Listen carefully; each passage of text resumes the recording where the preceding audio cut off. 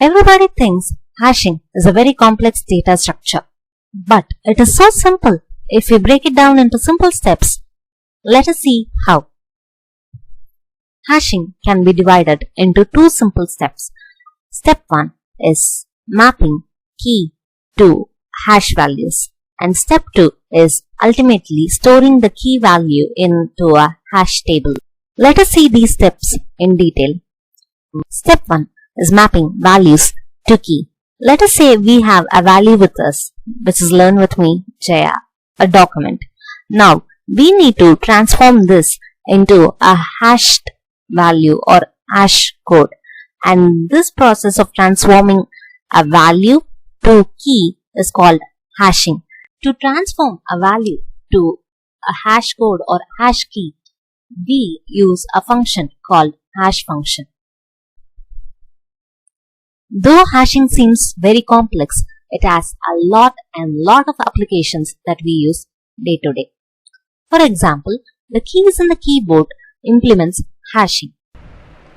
Every character on the keyboard is hashed into a binary value, and this is called ASCII code. For example, A has an ASCII value of 65 and small a has an ASCII value of 97 and so on. Similarly, when we fill forms online, we enter the PIN code and the corresponding state, city, area populates automatically. This is also because of hashing. For example, let's take this PIN code 6,17,000. The first number 6 denotes the state, which is Tamil Nadu. And when you take the next character and look at these first two characters, which is 60, it represents the city, which is Chennai. And the last two numbers represent the area. This is also a form of hashing. So hashing is everywhere around us. Now we have seen the first step of hashing. The first step of hashing is mapping a value to the key you have. Step number 2 of hashing data structure is storing the value into the hash table. Now that we have a hash code generated with us, we need to store it on the memory. In order to store the hash code, we use a data structure which is very efficient in accessing. So, we always prefer arrays or arrays of linked list or arrays of other data structure, because in arrays you can access the elements of the arrays using its index. That would be very efficient when you try to retrieve the value. This array is called hash table. Hash table is the space where you store the values. So now that we have hash code generated for the values that we have, which is learn with me, Jeya. But how, in which order we need to store the strings into the array? So that is determined by the array length.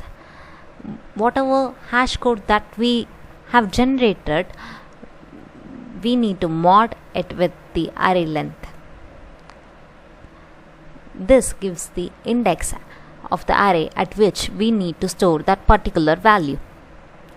So once we do this calculation and store them, the values get stored into the hash table or the array. So this is the final step in hashing, storing the values into the hash table. Now that we have seen what is hashing, let us try to solve a simple programming problem. Is unique. The problem is to write an algorithm to determine if a given string has all unique characters. The problem statement here is very simple.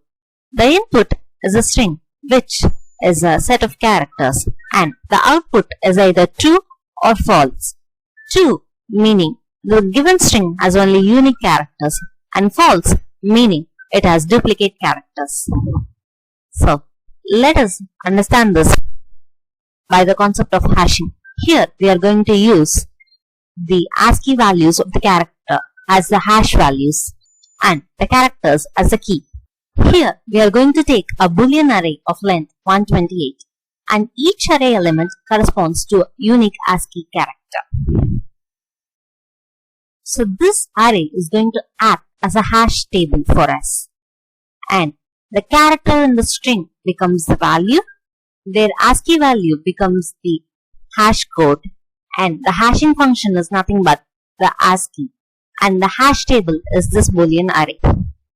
Initially, let us initialize the array to false, indicating that the no character has been processed yet.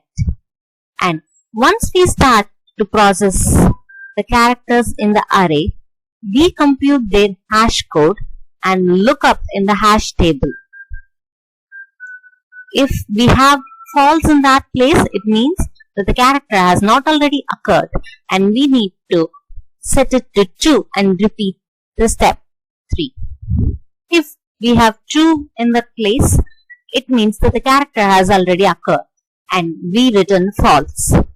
It means the string has a duplicate character. Let us see through an example. So here the input is Jeya, which is Jeya. All 4 characters are unique, so the expected output is true. First we have this Boolean array which is of length 128, and for better visualization I am going to zoom in. Okay, so I have zoomed in from index 97 to 122, which contains the ASCII equivalent from letters A to Z. So let us start processing the string by character. The first character is J and the ASCII code is 106. So now we are going to set the value in the index 106 of the array to true. There it is. Next, we process the next character in the array, which is E, and the ASCII code is 101.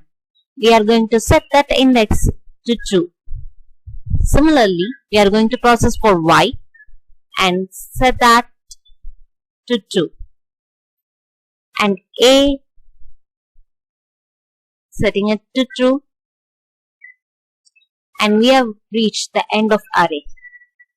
Now, since we have all true, the result is also true and the array is unique. Let us see another example where we have a duplicate character.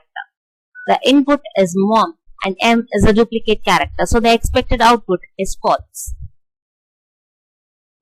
So we have this Boolean array which is initialized to false, and we are going to zoom in to this particular part of the array and start processing the array character by character. The first character is M and the ASCII code of M is 109. So we are going to set array of 109 to true.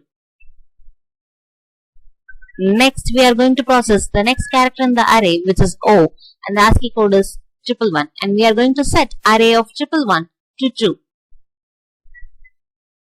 The next character is M, the ASCII value is 109, and now we will be trying to set array at 109 to true. This is not possible because the value of the array element at 109 is already 2, which means M has already occurred. So we are going to return false, and ultimately the end result is also false, which indicates that the array has duplicate characters. Now we have solved the given problem using hashing technique. Since we have used hashing technique, the time complexity of the problem is order of n. If we have used the brute force approach, which is a straightforward approach, the time complexity would be order of n pi. So hashing is efficient when you try to search or look up or retrieve a value. So there are so many advantages of hashing, which includes faster lookup, searches, retrieval of data, and also its simplicity, scalability, and security. And if you like this video, please put a thumbs up on this video and subscribe to my channel. Also, please do share with your friends if you like my videos. Thank you.